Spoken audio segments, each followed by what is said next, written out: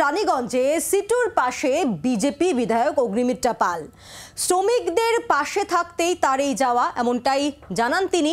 Paper mill খোলার দাবিতে শ্রমিকদের পাশে অগ্নিমিত্রা পাল। পেপার মিলের বাইরে শ্রমিকদের ধর্ণা মঞ্চে বিজেপি বিধায়ক। রাজনৈতিক উদ্দেশ্য নয়, শ্রমিকদের পাশে থাকতে মঞ্চে বলেন বিজেপি বিধায়ক অগ্নিমিত্রা পাল।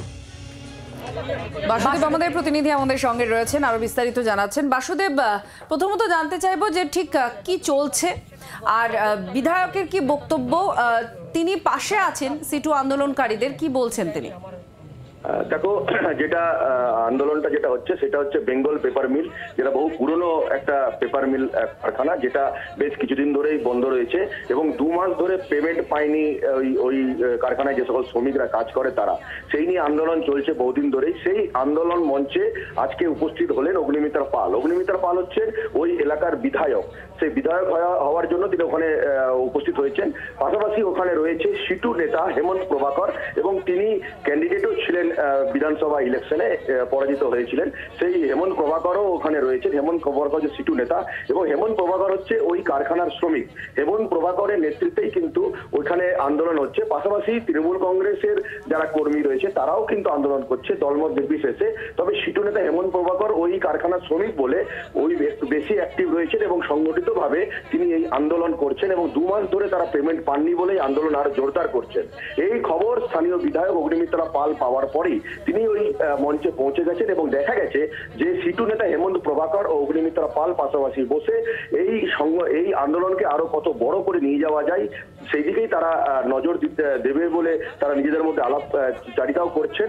পাশাপাশি তাদের বক্তব্য যে কোনো রাজনৈতিক যেন দলের বা রাজনৈতিক হয়ে এটা হচ্ছে এটা কেউ মনে করবেন না, কারণ শ্রমিকদের স্বার্থে দলমত নির্বিশেষে এই আন্দোলন তারা শুরু করেছে এবং এই আন্দোলনে যেহেতু বিজেপির বিধায়ক অগ্নিমিত্রা পাল তার কোনো আলাদাভাবে কোনো আশ্বস্ত করেছেন শ্রমিকদের সমস্যা সুরাহার? দেখো, সিটু নেতা হেমন্ত প্রভাকর দাবি এটাই করেছেন যে লেবার কমিশনে ইতিমধ্যেই তারা জানিয়েছেন, তারা মামলা করেছেন, যেটা রাজ্য কেন্দ্র উভয় সরকারের পক্ষেই কিন্তু এটা করা সম্ভব। যে শ্রমিকদের যে দাবিগুলো রয়েছে, যে পেমেন্ট পায়নি 2 মাস, সেগুলো দেখা দরকার। হেমন্ত প্রভাকর সেই দাবিটাই অগ্নিমিত্রা পালের কাছে রেখেছেন যে কেন্দ্র সরকারকে বলুক, কেন্দ্র সরকারেরও লেবার কমিশন আছে, রাজ্য সরকারেরও লেবার কমিশন আছে, তারা যেন এই লেবারদের যে সমস্যাগুলো হচ্ছে, এই কারখানা এই বন্ধ যে করে দেওয়ার যে নোটিশ যারা টাঙিয়েছে তাদের সঙ্গে কথা বলে কিভাবে কারখানাকে আবার পুনরায় চালু করা যায়, শ্রমিকদের বেতন বা অন্যান্য যে দাবিগুলো রয়েছে কিভাবে সেই দাবিগুলো পূরণ হয়, সেটা যেন অগ্নিমিত্রা পাল দেখে। সিটু নেতা হেমন্ত প্রভাকর এই দাবি কিন্তু অগ্নিমিত্রা পালের কাছে ইতিমধ্যেই রেখেছেন এবং অগ্নিমিত্রা পালও আশ্বাস দিয়েছেন স্থানীয় বিধায়ক হওয়ার সুবাদে তিনি এই কারখানা শ্রমিকদের পাশে আছেন, থাকবেন, তার জন্য কোনো দলমত তিনি দেখবেন না। ধন্যবাদ। একটা শ্রমিক, তার বাড়িতে 4টে করে মিনিমাম লোক হা করে রয়েছে, বাবা খাবার দাও। 2 দিন বাদে খাবার দিতে পারবে না। আজকে পেটের দায়ে আমরা সবাই এক হয়েছে। এখানে কোনো দল নেই, কোনো কিছু নেই। এখানে শুধু মানুষ রয়েছে আর শ্রমিক রয়েছে। আমার শ্রমিক ভাইরা যা বললেন আমি বলিনি, তারা বলছেন এখন অব্দি একজনও শাসকের তরফ থেকে এখানে এসে তাদের পাশে দাঁড়ায়নি। কেন দাঁড়ায়নি?